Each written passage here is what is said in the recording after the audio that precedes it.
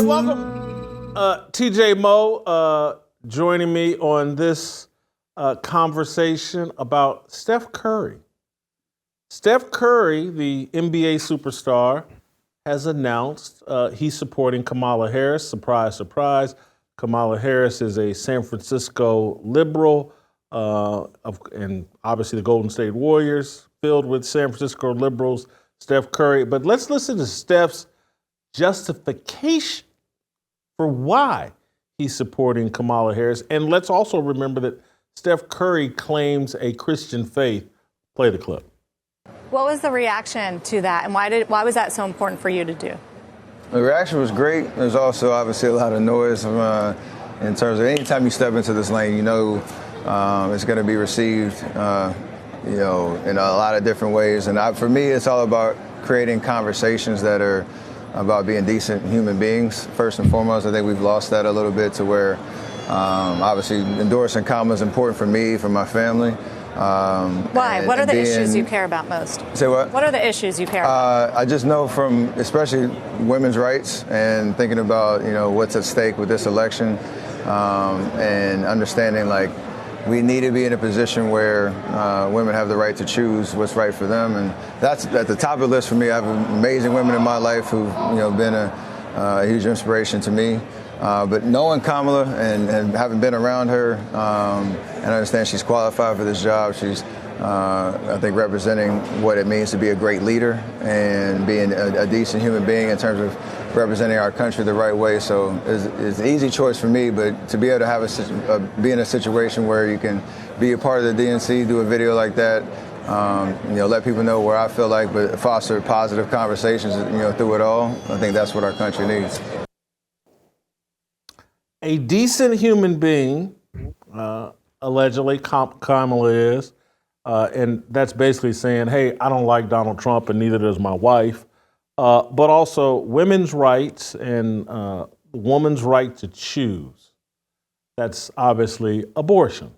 And Steph Curry claims to be of Christian faith. I don't think you can be pro-abortion and be a legitimate Christian. I don't think you can be pro-matriarchy and anti-patriarchy and be a true Christian. I disagree with Steph Curry here, but he's been programmed like everyone else into thinking that politics and the election is about, hey, who do you like?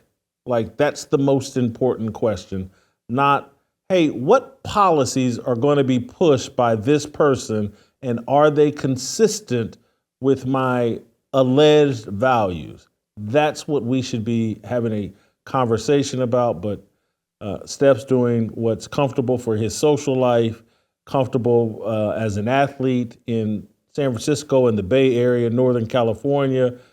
He's taking the much wider path. He's not following the narrow path. But TJ, your thoughts on Steph Curry and his support of Kamala Harris and his justification? I'm in full agreement. Steph Curry is not a Christian, and everybody should stop pretending so, and we should stop talking about him like he is a Christian. That he didn't come out and say, hey, look, tax policy is a big deal to me, and, the Bible's not that clear on it, but I'm a Christian, and so I think we should have higher taxes. And we could sit and argue about taxes. What he came out and defended, first of all, he was painted into a corner. You could tell he got caught off guard by that question because he didn't know any of her policies because she won't tell us any of her policies. We're 60 days out from the election, and she's held one interview. And as everybody points out, she needed her, support animal next to her in Tim Walz. So she doesn't have any policies. In fact, the policies that he ripped on much of the last few years, along with all the rest of Democrats, she's switching on. She wants to build the wall now. And so he doesn't know her other policies. That's the only thing. He got caught with his pants down. Well, what policies do you care about? Abortion. So it's the only thing he could come up with. And then, as you pointed out, he followed that up with, we need to foster a positive conversation. We need to be decent people. Yes, murdering children in the womb is making us innocent people. And again, the Bible is quite clear on this. I mean, it's not up for debate. There's a lot of otherwise left-leaning who I would actually consider to be Christians who won't vote Democrat because of the abortion issue. The Bible is so clear on this in Psalm 139, where it says, "My frame was not hidden from you when I was made in the secret place, when I was woven together in the depths of the earth. Your eyes saw my unformed body. All the days ordained for me were written in your book before one of them came to be." Okay, clear as day. Every day that I have existed was written in the book before I ever came to be. That is an indictment on everything that Steph Curry just said. And go to Jeremiah 1:5, Exodus 20.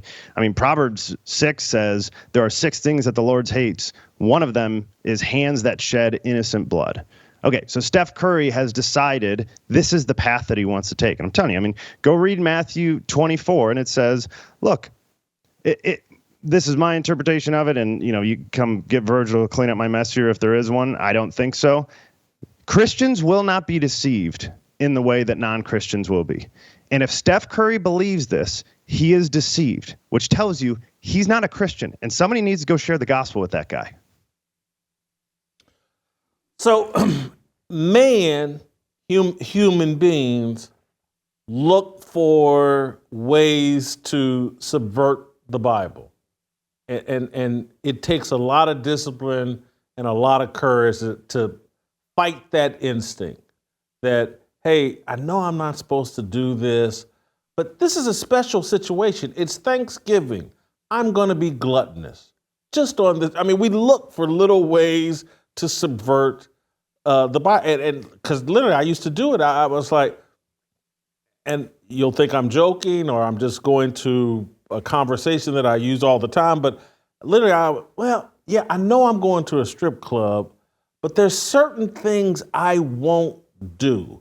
And I will, if this opportunity comes up, I will talk about Jesus Christ. And so I could come up with all kinds of little ways to justify doing the wrong thing. And that's what Steph Curry has done here. And a lot of people have done. Well, yes, I know that this and this is wrong, but Donald Trump's really mean. And he's not promoting a positive conversation. And Kamala Harris, the Democrats, they're doing a lot of things that are against my religious values, but at least they're kind of nice about it. They're being nice, and castrating little kids, that's gender affirming care. So they've put a real nice explanation on castrating and harming kids and women's reproductive rights instead of the slaughter and sacrifice of babies in the womb. And so that's what he's defending. It's like he's defending evil because it's packaged in a nice way. And it gives him the out, and Trump and his mean tweets, and we're not represented on the world stage in the right way. It's sad. He's not alone. We all look for excuses to be disobedient, and he's found his. He's taken the very easy path, and it's why money, the worship of mammon, and just the trying to serve two masters. You want to be rich, you want to be famous, or do you want to be obedient to God? He wants to be rich and famous more than he wants to be obedient to God. Yeah, and generally, we talk about this a lot, particularly, as you say, in the black community. Oftentimes, the women are the breadwinners. That's not the case for him. He's making all the money. He shouldn't be having to answer to this woman. If it is actually his wife who's controlling this thought process, he's got no business taking the back seat here. He doesn't have any business biblically, certainly. But even if it came down to, hey, she can out-talk me and, she out-earns me, none of that stuff applies here. And so it's just an act of cowardice is really what it was. He wants to be liked. The other frustrating thing is, it tells you either how indoctrinated he is.